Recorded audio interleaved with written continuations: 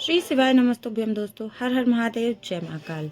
मैं प्रतिभा शर्मा एक बार फिर से स्वागत करती हूँ आप सबका मेरे यूट्यूब चैनल पर। दोस्तों, दीप पर्व चल रहा है, यानी दीपावली का 5 दिन का विशेष पर्व।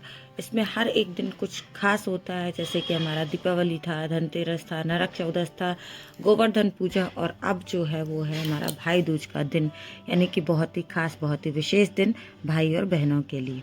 ये होता है भाई बहन का पर्व, इनके प्रेम का प्रतीक और एक दूसरे के लिए सम्मान, रिस्पेक्ट, त्याग सभी कुछ जो है इस रिश्ते में होता है। भाई और बहन का पावन सा पर्व जो है भाई दूज का, इस दिन कुछ छोटे छोटे से उपाय अगर आप करते हैं तो आपका रिश्ता और भी ज़्यादा मजबूत बनता है। एक छोटी सी बात, एक छोटी सी कहानी मैं आप सबके साथ शेयर करना चाहूँगी, जो कि भाई दूज के साथ जुड़ी हुई है।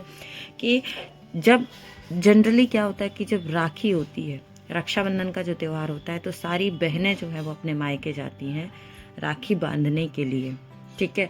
लेकिन जो हमारा भाई दूज का त्यौहार होता है, यानी कि यम द्वितीया का त्यौहार होता है, इस यम द्वितीया के त्यौहार पर भाई आते हैं बहनों के घर पर तिलक कराने के लिए।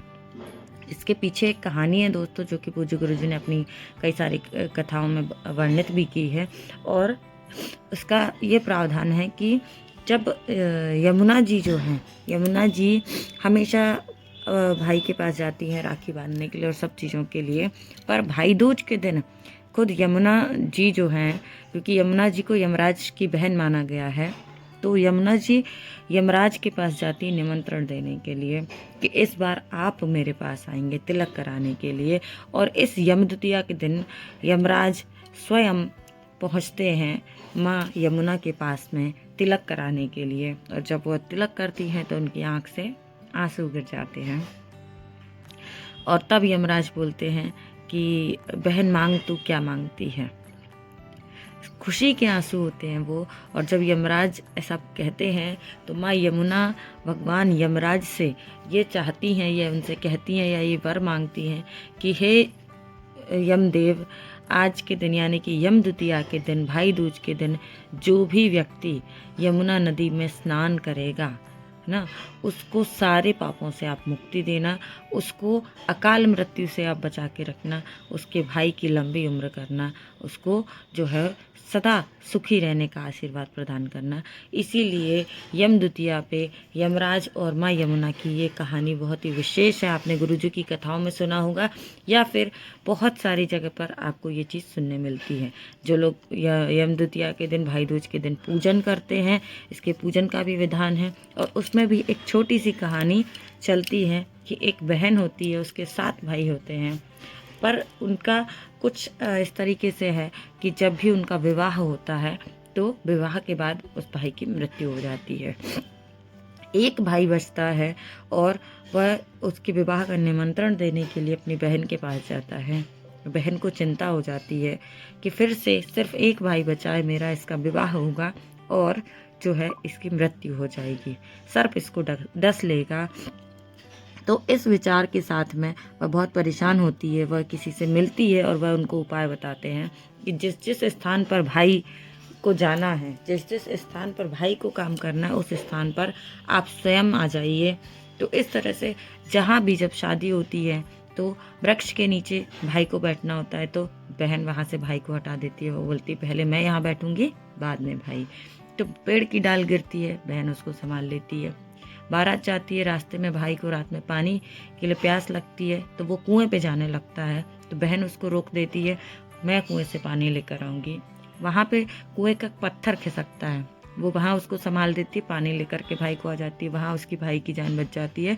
ऐसे करते करते करते बहुत सारे जितने भी उसके नियम कानून रहते हैं शादी विवाह में, जितने भी जो रहती हैं, उस पर बहन जो है वो हर जगह पहले खुद आती है। जैसे फेरे होने होते हैं तो बहन बोलती है पहले मेरे साथ फेरे होंगे, बाद में भाई के साथ फेरे होंगे। तो ऐसे 7 फेरे में भी बहन आगे होती है, पहले भाई को पीछे कर देती है। ऐसे सारे जितने भी रीति रिवाज हैं, हर जगह पहले बहन आती है, फिर भाई आता है। रात में जब सुहागरात की बारी रहती है तब बहन बोलती है कि पहले मैं जाऊंगी, उसके बाद भाई जाएगा। और जब सर्प डसने के लिए भाई को आता है तो बहन जो है वो उसको मार के भगा देती है, उसको वहाँ से हटा देती है। और फिर अंत में ये समझ में आता है कि जहाँ पर बहन जो है वो भाई की रक्षा कर रही हो, जहाँ पर एक बहन अपने भाई के आगे खड़ी हो, तो उस भाई का कुछ भी कोई नहीं बिगाड़ सकता है। उस भाई का अच्छा ही होकर रहेगा। उस भाई के जीवन में बुरा होने से उस बहन को जो है, वो बहन जो है उस भाई के जीवन में बुरा होने ही नहीं देती है। तो यम द्वितीया का जो पर्व है ये भाई बहन के रिश्ते का पर्व है दोस्तों। और एक छोटी सी कहानी के माध्यम से मैंने आपको बताया। चलिए, उम्मीद करती हूँ कि ये जानकारी आपको अच्छी लगी होगी। अब मैं बात कर लेती हूँ एक छोटे से उपाय के बारे में, जो कि आपको यम द्वितीया के दिन करना ही चाहिए। भगवान यमराज का ध्यान स्मरण करते हुए दोस्तों, आपने एक चौमुखी दीपक बनाना है, यानी कि आटे का दीपक। आप इसमें मिट्टी के दीपक का प्रयोग नहीं कर सकते। आपने सिर्फ और सिर्फ आटे का चौमुखी दीपक बनाना है।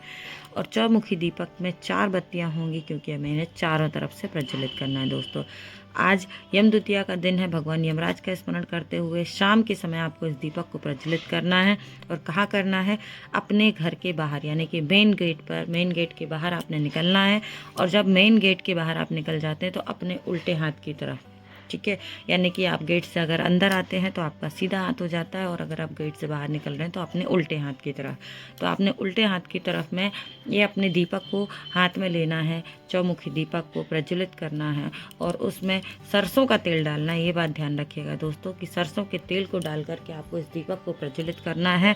यमदेव का स्मरण करना है, उनसे ऐसी कामना करना है कि हे यमराज, हमारे घर पर, परिवार पर अपनी कृपा बनाए रखना, और किसी की भी हमारे घर में अकाल मृत्यु ना हो, ऐसी आपकी दया दृष्टि बनी रहे। अकाल मृत्यु किसे कहते हैं दोस्तों? कई बार लोगों के एक्सीडेंट हो जाते हैं, कोई छत से गिर जाता है कुछ काम करते हुए, या कभी कुछ अचानक से ऐसी घटनाएं घट जाती हैं, तो जिनकी इस तरह से मृत्यु होती है उनको अकाल मृत्यु कहा जाता है। और कई बार ऐसी ही आत्माओं को तृप्ति नहीं मिलती है जो कि भटकती रहती हैं। तो ऐसी कोई दुर्घटना जो है, अकाल मृत्यु जैसी कोई दुर्घटना आपके घर में, जीवन में, परिवार में किसी के साथ ना हो, ऐसी आपको यमदेव से कामना करनी है दोस्तों। और एक बात आपको 1000 बार मैंने शायद बताई है वीडियो में, पूज्य गुरुजी ने भी बताया है कि कोई भी दीपक जो है वो सीधा धरती पर नहीं रखा जाता है।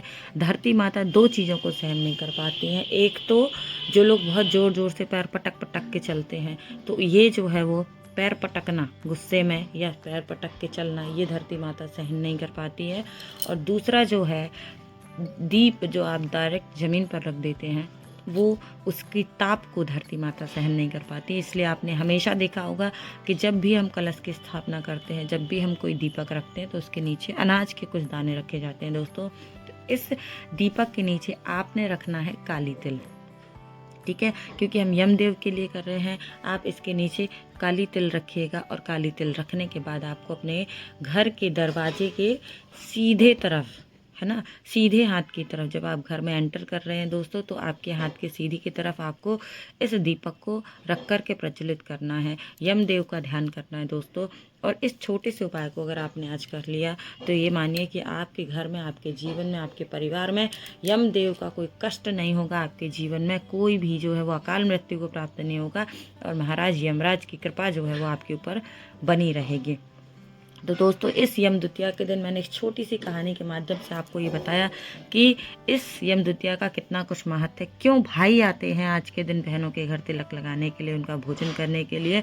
अगर एक निवाला भी भाई बहन के घर का खाता है यम द्वितीया के दिन, यानी कि भाई दूज के दिन, तो उसका भाग्य बदलने की ताकत एक बहन में होती है। एक बहन जो है इतना सामर्थ्य रखती है कि वह अपने भाई को इतना प्यार, इतना आशीर्वाद दे कि उसके जीवन के सारे कष्ट जो हैं वो हमेशा के लिए दूर हो जाएं। तो उम्मीद करते हैं दोस्तों कि जानकारी आप सबके लिए लाभदायक होगी।